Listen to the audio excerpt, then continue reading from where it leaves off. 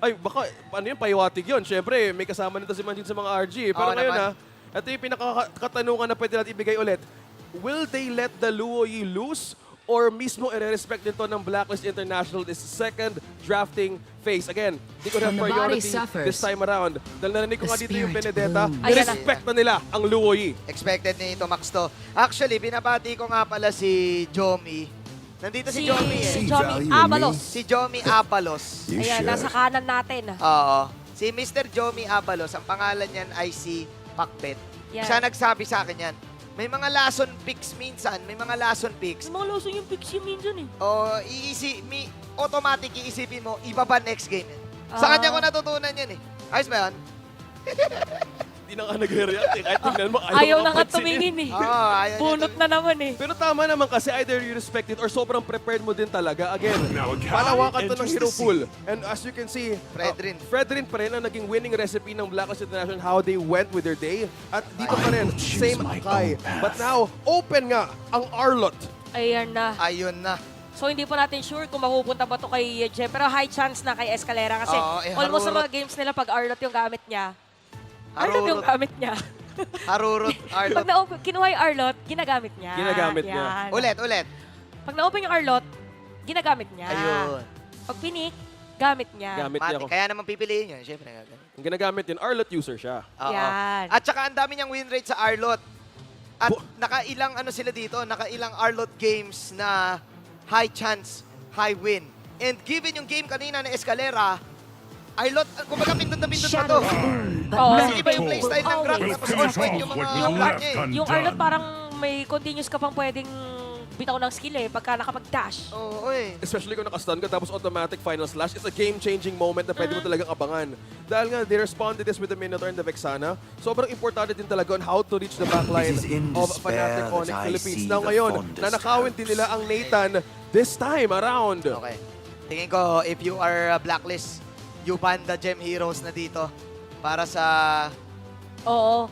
Onyx. Unless Arlot talaga si Kuya Gem eh. Kaso si Jem, naglalabas din siya na CC, Uranus. Ayan na, binanda yung CC. Kasi maganda nga naman yung CC, may damage pa. Oo, may damage pa kasi siya. Tapos, parang mag-iiba yung play if ever na yun yung gagamitin. Sobrang effective ng curtain call kung magdidikit-dikit din as well. Kay Edward So din. walang makakawala. Automatic din kasi kung ginamit nila dito kay CC, sobrang open space ng Minotaur para Ayan makapag-set up. Respeto nga din for the Terizla. Yeah, Following up respect on yan. your road here, Manjin Faldas and Chantel. Para So mga focus on the XP ulit. Parang mga pwede pang iban dito kung hero ni punch Jem. for a punch. Uranus, Yura. X-Borg. Ubusan ng XP. Oo. Unless, ito si Bon, sabihin niya, Ay. pili kayo. Pili kayong kalabang kay Gem, Uranus o X-Borg. Yun. Kung ano pipiliin, yun yung hindi baban. Siyempre. Oo, Piliin kasi niya. na-open eh. Oo.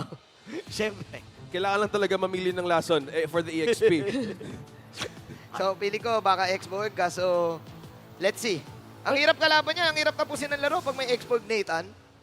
By the way, nakita natin yung graphics kanina, 100% win rate for the Akai ni King Kong. And yeah, Ayan na, X-Borg pa rin. respecting the export din. So sobrang hirap din kasi ang galing mo ngayon ha. Pakibel nga. Bel mo na Si nga. Chantel, Galing mo eh. si Chantel yun.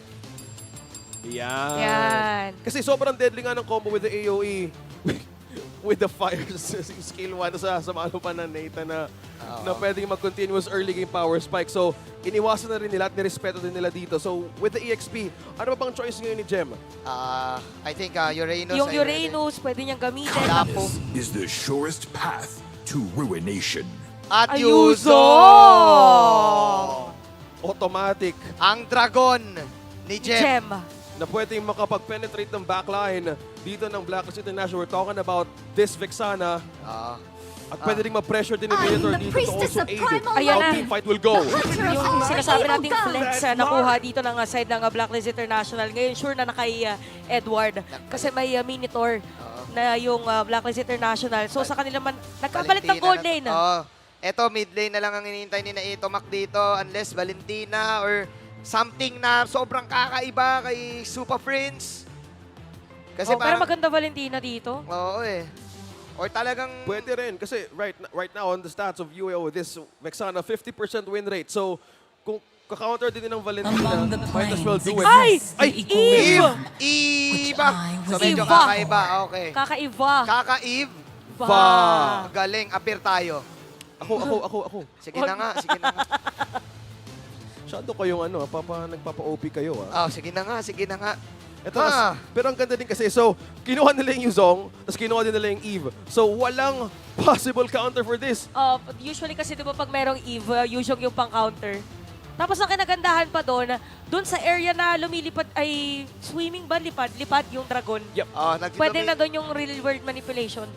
Grabe, Given the stats ng Eve lately sa mga international tournaments and maging sa MPL, hindi ganun ka-successful. Kumbaga, paper-wise lang. Kung titignan mo lang, medyo 50-50 ang dating Kasi kumbaga sa mga napapanood nating games, big sana talaga yung high win rate. Ngayon, dito papatunayan ni Super Prince ang kanyang pagka-super mage. Pag napagana tong Eve. At malalaman natin yan sa game na to. Sa mga nanonood, kahit sa TikTok o sa YouTube, may TikTok Goodie Bag Laureate guessing game. Mag-ready na kayo. It's game number 2. Makabawi ba ngayon ang Blacklist International or didiretso ba ang momentum ng Fnatic Onyx Philippines? Eyes on the jungler. May kita agad. Ayan na. May ice na agad si Escalera. Escalera. Ina-ice baby si Sensui. Dati niyang si Sensui ay dating teammates ni Super Prince pala. Ni Super Prince, yes. Anong season nga ulit yun? I think that was season 10. 10. O, di ba sabay pa tayo? O, appear. Huwag mo appearan yun. Wow. Sige, mamaya na lang, Ginabol Chantel. talaga niya eh. Mamaya na lang, Chantel. Huwag ka mag-alala. 3 appear tayo. O, di ba? Well, speaking of the appear here, ito na nga yung appearance ka na ginagawa ni Escalera. Nakita nga din si Haji. Aray. Okay. Tinupok. Okay. Tinutusok lang ni Sensui. Remember, high win rate din si Sensui sa Predrin. So, mas confident siya dito. This was their first series na gamit niya.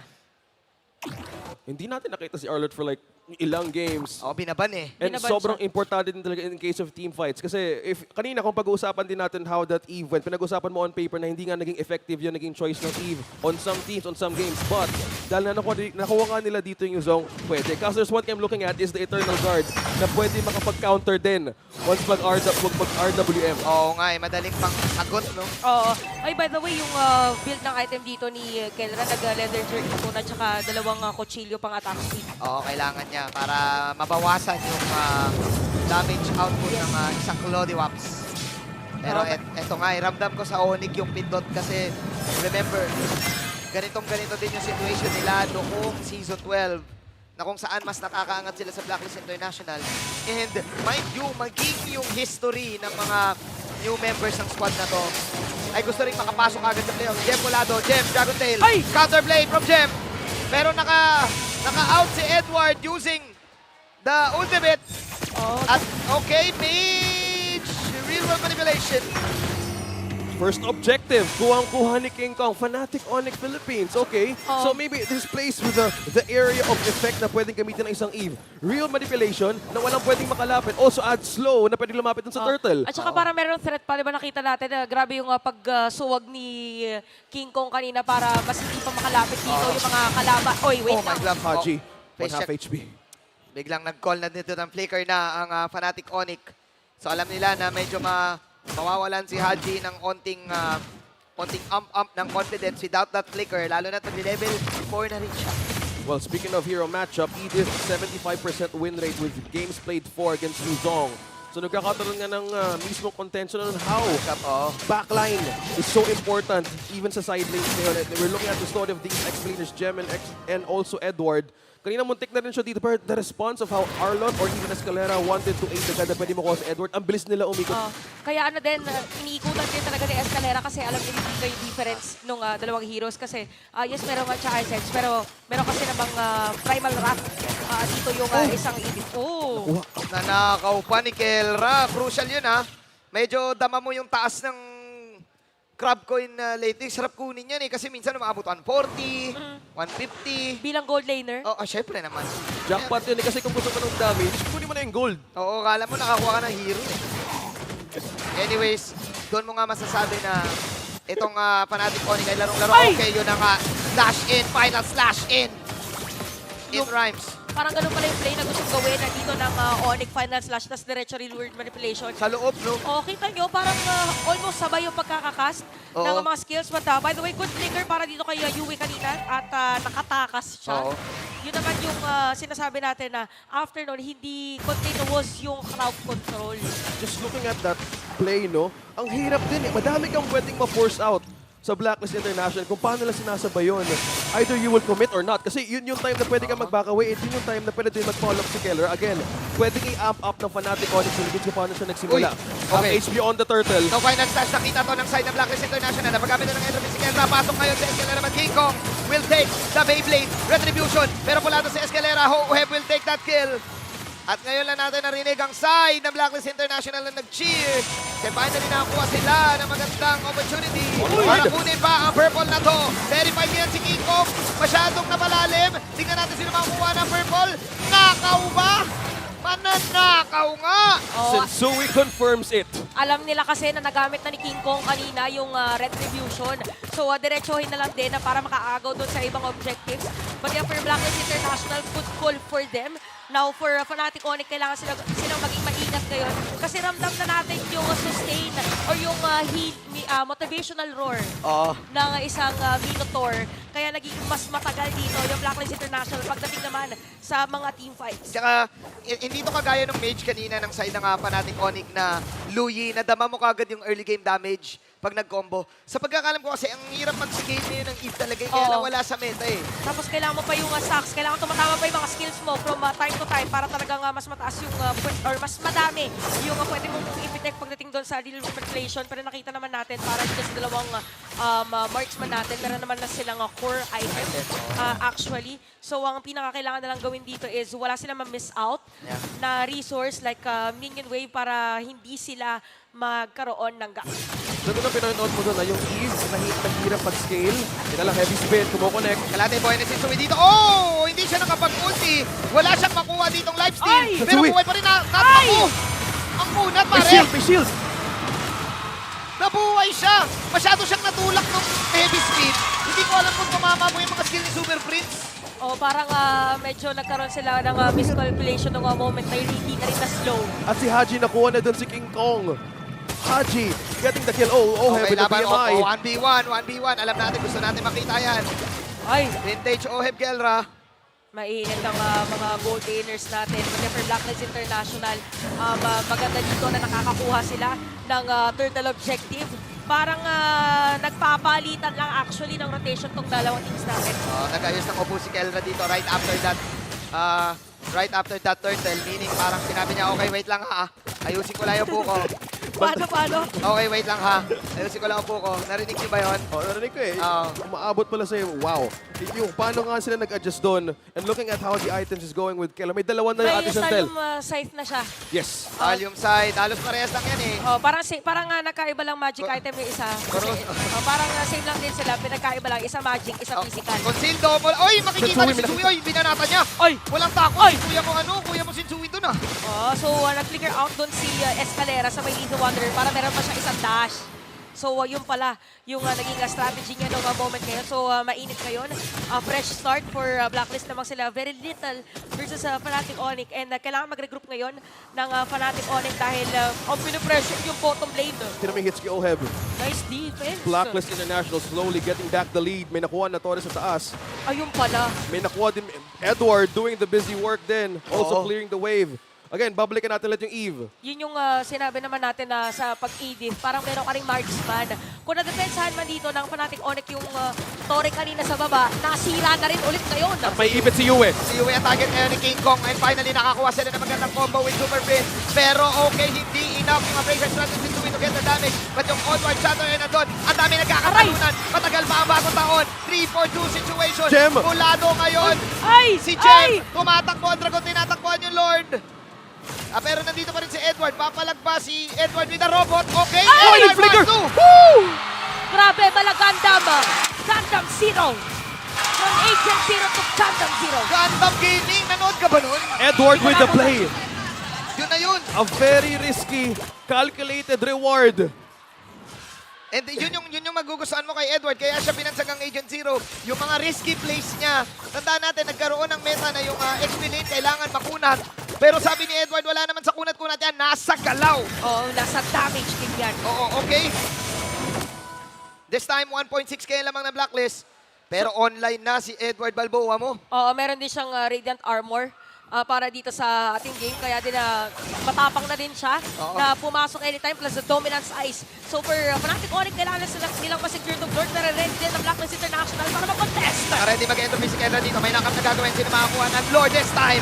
Si Kelra. At nakita na nga natin yung real world manipulation kay Super Prince. Pero umiwas doon. Humahabol. Hindi pa rin pa sila dito. Mayroong tower. Pero ang ganda na pasok ni Gem. Let's see Blazing Duet para kay Kel1. Pero hindi enough yung damage output. Nakapag-counter go. Ang Fnatic Onyx. At yung Dragon ni Gem ay nandun na. US, tingnan natin. Pero ang ganda ng ton. Ang ganda ng counter go. Isensui. Sinalo niya lahat. Sabay inispada yung dalawa. Sobrang ganda naging palitan doon ng Blacklist International. Kung akala mo wala ng pagkakataon para makakuha ng Tonsensui on making that work.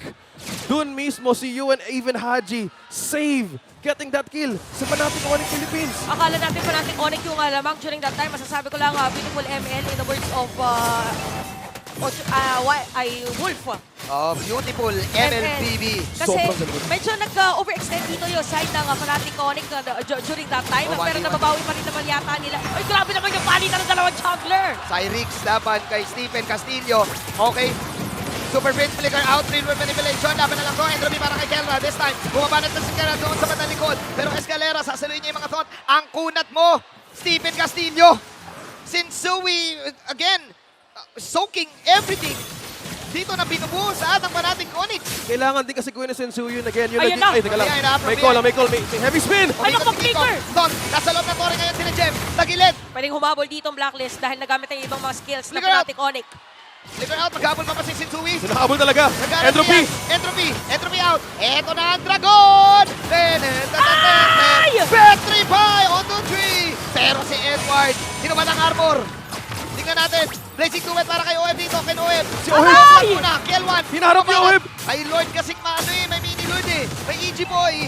Habang sabi ng Blacklist International, kalma lang. Entropy na naman si Kelra. Amba laban sa amba. Grabe yung, alam mo yung mga tropa mo nag-aabahan. In and out! Ambahan lang. Hawakan mo nga sa tenga, hawakan mo nga sa tenga. Sige nga, ikaw nga. Grabe yung naging laban yung walang naging casualty. Nag-exchange lang talaga kung sino talagang bibitaw o sinong mismong magbiblink ka agad. Pero walang naging problema din doon yung Fnatic Onyx Philippines. Ang galing ng Fnatic Onyx Philippines doon. Masasabi ko, iniwasan nila yung iwas pusoy sila doon.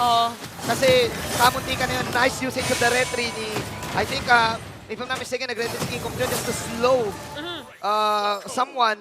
Or kung hindi man, basta may na-slow. Naramdaman kasi nila nahahabulin anytime eh. Oo. So, naramdaman din nila na parang pwede yata. Feeling ko yung comms nila doon, kung mapapanood man natin yung replay. Sige nga. Ay, wag na pala. Huwag na, hindi pala kaya. Parang ganun na yung nangyari. Pero makikita natin dito para sa Blacklist International. They are on the lead in terms of a goal.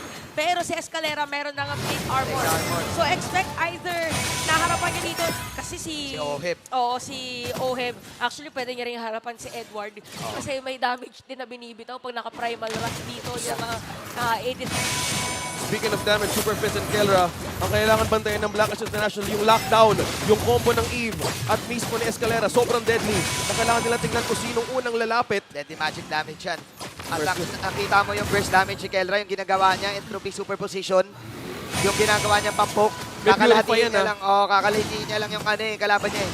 Ito na ang Filipino Lord Dance! Gaganit sino makakuha si Kelra! The Filipino Savage! Pero ka-counter go ngayon, ang 1.3 kay nakalamangan ng Blacklist International. Blazing Duet na natatamaan ngayon, tumatakbo na Super Prince, sumulutang pala.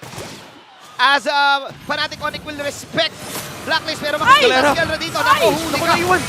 Madadadge ni Kelra, mabubuhay ba siya? Hindi na! Huli ka pero di ka kulong! Pero ang dami mga skills na nagamit by the way during that time at nandito pa rin si King doon sa may middle lane. Makakapag-push ng Torre pala si Kelra dahil nakafocus yung defense kanina ng Blacklist doon sa may bottom lane. Si Escalera pala yun. Si Escalera yung nag-buy time. At nararamdaman natin ngayon ang damage ni Kelra with this Nathan. entering also late game na rin. So ito yung kailangan din nila abangan.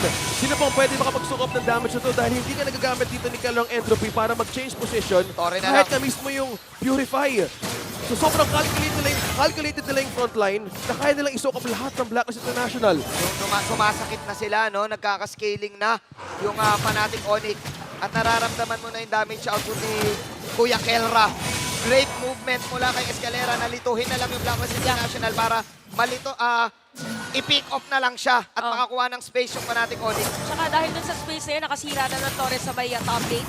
At may kita natin dito for both teams ay parang inaabangan na lang nila is yung kung kailan sila magkakaroon ulit ng opportunity to have the team fight, which is doon sa may mga Lord Pit. So for gold laners, halos pantay actually, pero mas madami nang nakukuha dito na creeps or minions actually si Kelra. Well, Oheb also getting all the gold cards against Nathan. So possibly making the possible winning condition damage. Again, yung BMI and Blazing Duet. Ang pwede makapagbabad sa backline ng Fnatic Onyx Philippines. Yun yung pinaka-problem na kailangan nilang gawin. Okay. Dahil nga, paano mo i-penetrate dahil sobrang... Oh my goodness! Escalera! Pwedeng i-burst down si Edward dito, makakapag-ultimate pa. Si Edward hindi na nga na Ay! Ngayon niya lang pinap dito. Ngayon, nag-back ang Fnatic Onyx. Pero nakita mo kung gaano ka-dangerous yung combo.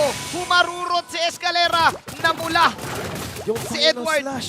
Grabe din yung naging gulat nila doon. And they forced Blacklist International na mag-respond ka agad. At saka nung moment na yun, meron pang nakuha na flash of Oasis si Haji. So tumaas yung heal. Kaya din na-sustain dito after the flicker from Edward. Pero may added damage naman ngayon for Super Friends dahil nakabili na rin siya ng another item para sa kanyang Eve. Sakit so expect na since merong Ice Queen Wand, okay, matagal natin hindi nakita si Ice Queen Wand, meron pang counter doon sa Spell Vamp or any life steal. At slow. So talagang ang gusto mangyari dito na side ng Fnatic Onyx is to create a space para gagawa sila ng boxing ring.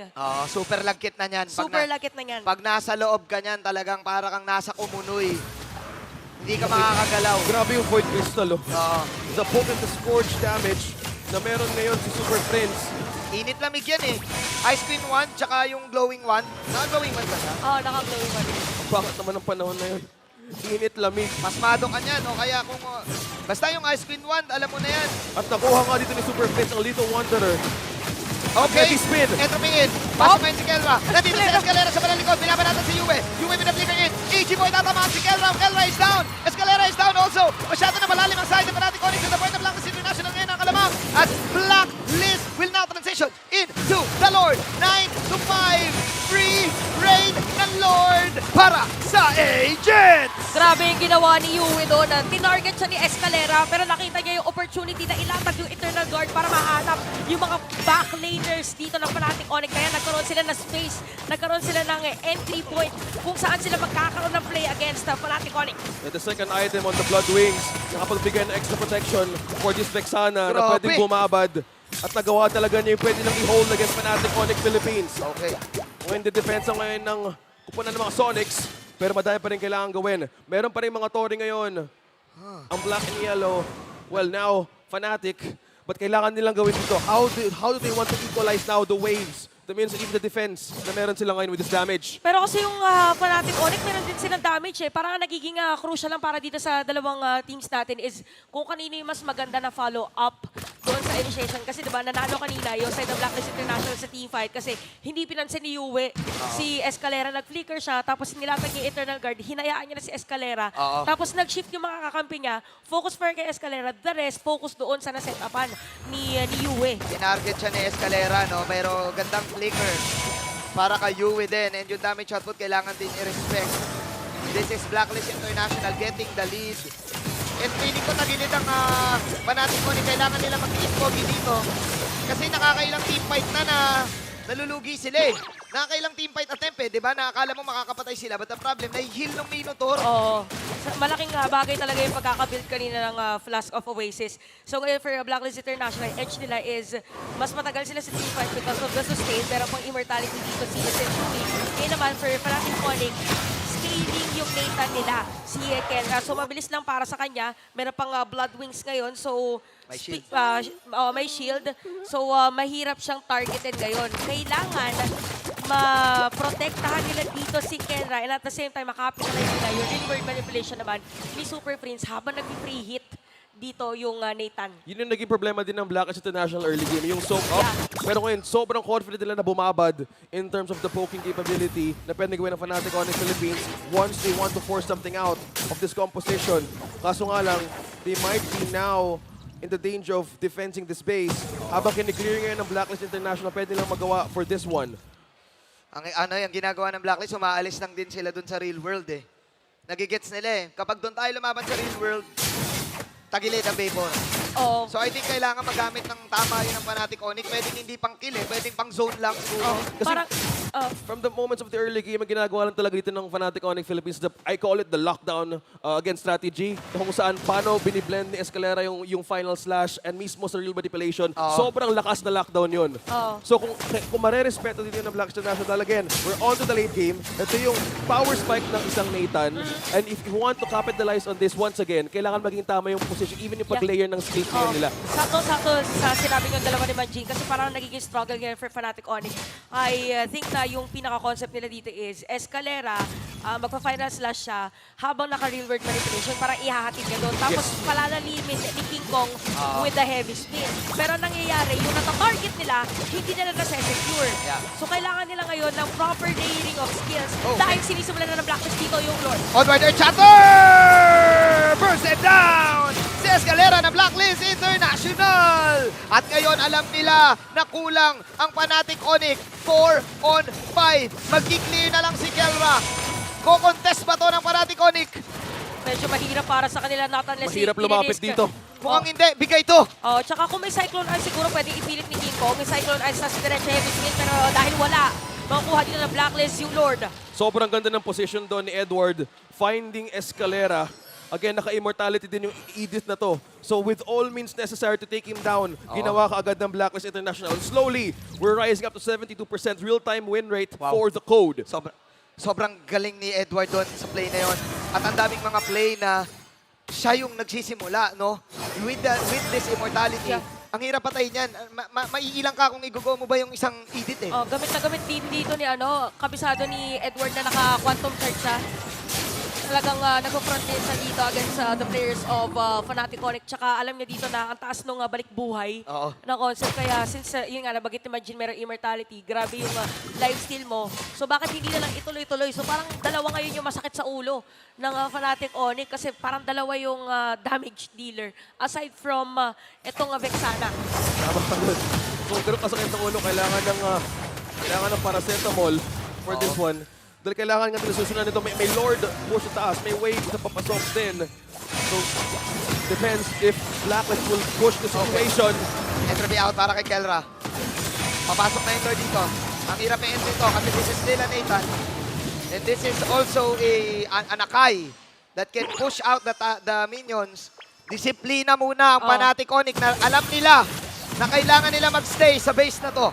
Parang inaantay nila na merong mag-asim para dito sa Blacklist para naka-ready doon yung heavy spin ni Kiko. So expect natin na probably ang next team fight natin is if ever na umabot tayo sa another, pero ipipilit yata ito ng Fnatic Onyx. Nakuha yung purple despite the Void Crystal na para dagdagan ng damage doon. Now finally just clearing the waves. Kelra, now, habang makikita natin items early on, ito na ito yung moment na either pwede maging laban, either any of which wants to mag-commit na error. Tama ba, Chantel? Oo, kasi almost full item na yung mga players natin. Actually, nakabili na nga ng potion dito si Kendra. So it's go time na talaga. Equilibrium, ika nga. Parehas sa game. Kasi 22 minutes, actually 23 minutes na tayo sa game. Take note, Jem bumili na rin ng Blade Armor. So ang pinaka-crucial dito is yung mga spells like yung Purify and even yung Petrify. Kailangan mahuli ni Jem or kailangan ma-force muna yung Purify bago magamit yung Petrify. Ang daming nangyayari sa laban na to. 23 minutes na pala. Kung titignan nyo nga yung oras, parang magsasara na yung mall eh. Sarado na yata. Sarado na pala. Feeling ko nga eh. Sarado na, best. Pero tropa natin yung mga yan. Kaya nandito pa rin tayo. Feeling ko midnight sale eh. Midnight sale, no? Shoutout pala kay Midnight. Feeling ko pwede mangyari. Kung mag-extend tayo dito, habang nakikita natin yung laban na to because the damage dealt of Super Prince Ken and Kelra, ito yung combo na dapat talaga respeto kanina, yung lockdown na pwedeng gawing combo with this kind of composition. Yung threat eminent pa rin. Oo, may threat pa rin talaga yung Fnatic Onyx dito, kaya super careful ang Blacklist International. Takay kasi dito. Pero grabe mag-zone si Edward. Oo. Tapos kapag ka, Gundam Zero mode naman siya. Gundam Zero. Tatlo naka-immortality para dito sa side ng Blacklist International. Nice positioning kay Escalera and Gem. Kailangan itago nila kung saan manggagaling si Kenra. Si Gem for sure magdadragon na to in a while kung Dragon mo Rentrico combo with King Kong. And again, nakita natin kung paano na-utilize ni Kelra ang entropy para makuha ang isang objective. No, kailangan nila makita ng opening. It's the backline. Lamang yung Blacklist sa show eh. Lamang sila sa mga minion waves. Oo, nakaangat sa kanila. Lumagpas sa river yung kanila. Oo. So in a way, may advantage sila in terms of the control of the map. Napunta si Kelra. Nakakuha nito. Gem with the dragon. Okay, knock-up. Coming out from the Lord itself. At ngayon si Haji. Mamgod. And blazing duet para kay Odd dito. Tumatakbo na sila Super Prince. Kelra din tumatakbo. Pero boom. Napakasakit ni Yue. At kung sumigaw yung Yue Vance. At kita mo naman the massacre That's it. na ginawa ng Blacklist International. 4 heroes down. Meron pa minion wave yung Blacklist International dun sa may top lane. At pwede din tapusin ng Blacklist International ang game na to. With Gem left, Blacklist International finally getting back on their feet, taking game number 2.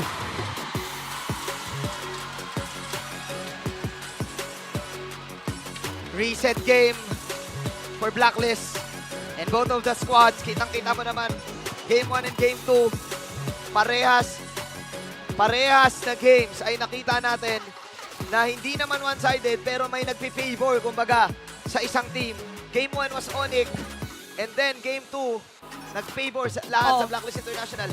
Attempts were made para sa side ng Fnatic Onyx. 5 times ay nakita natin. Maybe more than 5 na nag-attempt silang kumuha ng kill, na nag-attempt sila na kaya ba natin to, may damage ba tayo? Hindi. Bitin. Yun yung parang difference ng Louis tsaka ng Eve. Yung Eve kasi parang continuous poke lang. Yung sa Louis kasi may poke yes, pero may crowd control.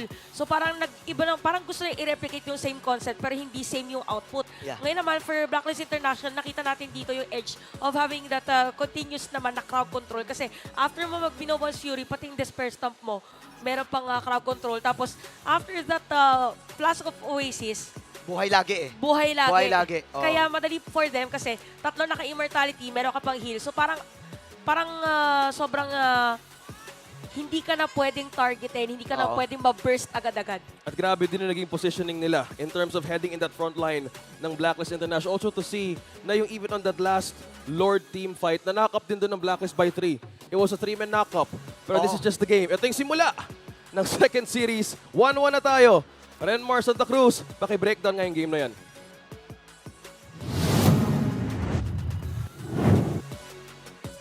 Casters, welcome back to the Analyst. Ako po si Reptar. And, well, one of the things that we saw a lot in that previous game number 2, fights. Ang daming laban nakita natin. Fighting for objectives, fighting for everything before objectives, fight around the objectives. Two teams who understand that very well. And in this game, Yue, his role here as the Vexana, to be able to dish out the damage that he could dish out. Sorry, Yue, you got me, man. MVP of the game, 2-1-11. And very clutch with the Terrifies. And of course, the burst damage combo coming out from the Vexana with the Eternal Guardian coming down. Vexana has become one of the best mid laners, if not, well, yeah, one of the best mid laners in MPL Philippines Season 13, just how fast she can scale. But most importantly, gaano kabilis mag-clear ng minion waves sa gitna ng mapa ang isang Vexana. Paired up with a Minotaur that of course would have Concussive Blast means that you would have a lineup that is very good with clearing the middle of the map. Meaning na mas mabilis ka makakaikot sa mapa. Against the lineup that Fnatic Onyx PH played in game number 2 where they had an Eve, that's where you want to try and beat them with map rotations. Kasi katulad ng pinoint out ng mga casters natin on the desk, Fnatic play the lineup with an Eve that is static. A static mid laner, meaning alam mo ano gagawin ng isang Eve. She puts down her ultimate in a specific spot and you want to find fight around the box of an Eve. But Fnatic understood that very well. That's why they knew they needed to build a lead for themselves early on as well, doing what they can to help out Kelra, while also fighting for river control. So a lot of the fights we saw in the map actually happened in the river around the objectives because that's what both teams were playing for. Blacklist International, though, in terms of the team fighting, yes, traditionally you don't think of it as a really great team fighting lineup and objectives kasi kalaban nila yung isang Eve. Well, they have an Edith paired up with a Fredrin. The lineup of Fnatic Onyx Philippines wants longer team fights or will shine pag mas mahaba yung mga team fights nila. They have a Nathan and they have an Eve. But Blacklist International have two heroes na sobrang masaya sa mahabang engagements. The more you hit a Fredrin, the more damage he will deal. The more you hit an Edith, pag na-max out yung bar niya para sa ultimate, the Primal Wrath, the more damage the Primal Wrath will deal. As we look at the buffs, look at the purple buff count, 15-10 for Blacklist International, and we have to revisit the turnaround moment of the game. The first two turtles at the game napunta sa Fnatic Onyx Philippines. And doon natin nakita yung combination ng isang even na Kai. Ginagamit lang yung heavy spin para matulak si Sansui, get him out of range of Retri, and then easy retribution for King Kong. But after Turtle 3, or after the second Turtle, what Blacklist International did was, nakita nila, maganda yung pwesto natin para sa isang team fight Sige, mag-push nga kaya tayo, mag-invade tayo into the purple buff of King Kong at doon nag-umpisa yung control ng Blacklist International little by little. But Fnatic still kept it close. They do have a Nathan, of course Escalera with his signature Arlot, and of course, great performance as well by the Yuzhong of Gem. By the way, first game for Gem and Super Friends on the Yuzhong and Eve respectively para sa MPLPH Season 13. But as we saw, Blacklist International went ahead for the priority para sa Fredrin. Fredrin for Blacklist, one of the heroes you really don't want to give to Blacklist International. Now, after this series, 12 wins, 4 losses ang record ni Sansui on the Fredrin. So, now the question will be later for Fnatic, ibaba nyo ba? Or ibibigay nyo pa ba yung isang Fredrin for Blacklist International, knowing that they have an Edith swing pick na pwede nila gamitin. The Edith isn't just a pick for Haji, it's also a pick for Edward. Isang beses lang yun na pick for this season so far, but now in this second time, panalo pa rin. So 2-0 for Edward's Edith. You also have to look at one of the problems for Fnatic Onyx Philippines is that the Minotaur provides a lot of healing. There's a lot of healing on the side of Blacklist International, and you had to see that Fnatic, inikot nila yung item building path nila para mabawasan yung healing na binibigay ng isang Minotaur for Blacklist International. But no matter how much they build, they just couldn't find enough damage in the end. Surprisingly enough, not enough damage to take down the Edith in time and to take down what was that hero? Right, the Fredrin in time. A deadly combination for longer team fights. So, we're gonna be looking at a rotation here on your screen right now. Haji's first 5 minutes, kitang-kita nyo, sentro ng mapa. So much time spent in the first 5 minutes in the river, in the jungle. You hold that spot because that's where Onyx Philippines is also trying to find their wins. But if you're Blacklist International, that is where you get your good turnarounds. That's where you get chances to surprise Fnatic and stop them from getting a good early game. It was close early on, but it could have been so much worse for Blacklist International if they didn't hold the center of the map as well as they did. Dahil hawakan nila yung sentro ng mapa, na-control nila yung pag-ikot nila, Escalera, Super Friends, and King Kong, and would even show to the members of Fnatic Onyx Philippines that, guys, kaya din namin lumaban dito sa gitna ng mapa. Well, Blacklist International takes the victory. We have a special segment. We've talked a lot about